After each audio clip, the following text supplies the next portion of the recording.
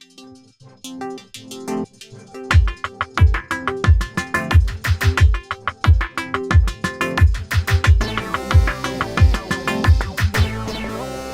à tous, je vais vous parler aujourd'hui dans Adobe Photoshop des raccourcis clavier et des menus. Si vous allez dans la partie en haut du menu déroulant édition, vous avez accès à raccourcis clavier et menus. Que vous choisissez l'un ou l'autre, vous pourrez y accéder aussi facilement à l'un ou à l'autre dans la palette. Vous voyez que là je choisis raccourcis clavier, j'ai bien menu aussi comme onglet qui est apparu. Donc première chose ici, les raccourcis clavier. J'ai plusieurs choix, donc ici je vais avoir tous mes menus qui vont apparaître et je vais pouvoir choisir en fonction des menus de l'application, donc c'est la partie du haut ici, les menus de panneau, c'est ce que vous retrouvez ici, et les outils, c'est votre palette d'outils sur la partie de gauche, ici. Donc si je choisis par exemple menu de l'application et que je cherche dans mes menus ici, par exemple dans Images, je vois dupliquer ici qu'il n'y a pas de raccourci, alors que les autres, il y a un raccourci clavier. Donc je décide d'ajouter un raccourci à la fonction dupliquer. Pour ça, je choisis le menu, Images, je prends l'onglet et je descends pour trouver la fonction dupliquer. Elle est ici. Donc soit je le sélectionne ici, ou soit en l'ayant sélectionné, je peux faire ajouter un raccourci. À partir de là, vous voyez que c'est la même chose. Donc je peux maintenant lui définir un raccourci. Donc par exemple, moi je vais faire commande majuscule 1. Vous voyez que mon raccourci est apparu. Si par exemple j'utilisais un raccourci qui existe déjà, vous voyez ici par exemple raccourci, donc je vais le rentrer, et vous voyez que tout de suite il me met un panneau d'interdiction, comme quoi il est déjà utilisé et il se trouve dans négatif. Donc j'annule tout de suite, sinon j'aurais pu valider, accepter ce raccourci, et il sera remplacé. Donc première chose ici, je vais changer majuscule, commande majuscule, et j'avais dit 1. Donc j'accepte. À partir de là, si vous voyez ici dans Ensemble, on a paramètres par défaut de Photoshop et mon espace modifié. Donc, alors, comme moi j'avais déjà un espace, vous voyez déjà le nom qui a été modifié, sinon il apparaîtrait paramètres par défaut de Photoshop avec entre parenthèses modifié.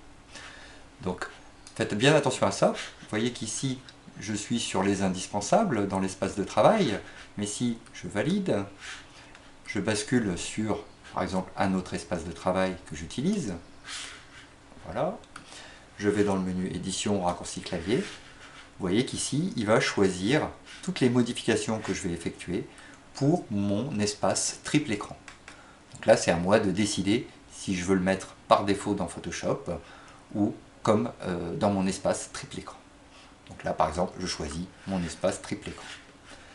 À partir de là, donc vous avez vu comment on a ajouté une fonction. Donc on peut aussi, si je retourne dans l'image, donc je retourne dans dupliquer. Donc bien sûr, ici, vous voyez que la fonction a disparu parce qu'elle a été mémorisée dans l'autre espace. Donc ici, je rajoute ma fonction. Voilà. Donc à partir de là, je valide. Pareil, si vous voulez le supprimer, vous voyez ici la fonction supprimer le raccourci. Je vais rentrer. Voilà pour ça. Donc je pourrais faire ça à toutes les fonctions que je vois où il n'y a pas de raccourci qui peuvent m'intéresser dans ma production de tous les jours. Accepter. Je fais OK. Je vais aller maintenant visualiser si mon raccourci est existant et je vois bien que dans dupliquer, j'ai bien la fonction qui est apparue. Donc on va tout de suite tester. Je vais créer un nouveau document et je vais faire mon raccourci, commande majuscule 1. On voit que la fonction dupliquer l'image est bien apparue. Voilà pour le raccourci clavier. Je vais maintenant aller dans menu. Imaginez que vous êtes graphiste, infographiste et que vous n'utilisez pas les fonctions du web. Donc par exemple, dans le menu fichier ici, on a enregistré pour le web. Et là, j'aimerais masquer cette fonction, alors que la fonction imprimer ou imprimer une copie, je souhaiterais les mettre plus en évidence. Donc pour ça, je vais choisir le menu de l'application. Je vais aller dans le menu fichier, donc ici. et je vais chercher enregistrer pour le web. Donc il est là. À partir de là, vous voyez que j'ai la fonction visibilité et j'ai un petit œil et qui est activé. Donc je peux le décocher, ce qui aura pour effet de le masquer dans mon menu. Alors que j'avais dit que je voulais, pour les fonctions imprimer et imprimer une copie, les mettre en évidence. Donc imprimer, par exemple, je souhaite le mettre en rouge. Alors que la fonction imprimer une copie, qui est moins importante, je vais la mettre, par exemple, en violet. Voilà pour l'enregistrement, les fonctions. Donc j'enregistre, je valide. Et je vais dans mon menu fichier. Et là, je vois bien que enregistrer pour le web n'est plus dans ce menu. Et que ma fonction imprimer est en couleur rouge. Et ici, en violet. Je reviens dans édition menu. Donc là, ici, mes fonctions sont mises. Je peux réactiver à tout moment la fonction et changer la couleur ou l'enlever si nécessaire. Voilà pour ces deux fonctions.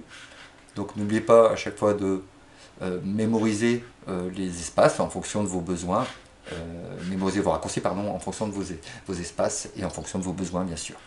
Si un espace ne vous intéresse plus, vous pouvez toujours le sélectionner et venir le supprimer si nécessaire.